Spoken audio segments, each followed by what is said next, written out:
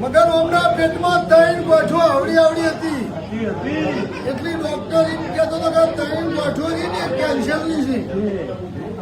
આ 3 ગોઠો પેટમાં ફૂટશી આ મરી જાય હું બોલી કે 3 ગોઠો ની હું પી દઉં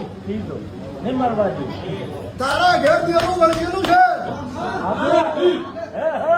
મલા એવું બોલી પલા ભણા 3 ગોઠો પેટમાં ગળી ગઈ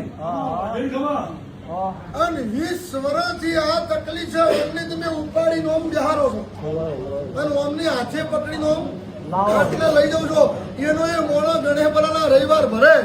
તો તારા ઘરનું મન દેવું ચડેલું છે આ ઉશીનું નહીં કહેતી કેવા વાત નહીં કહેતી તમે બે મોણો છો તમારું ગાયેલું છે અને મારું ગાયેલું છે પણ ગોઠિયા ધૂળવા બેઠી શું ભાઈ તો ગોઠો આવડી પીતે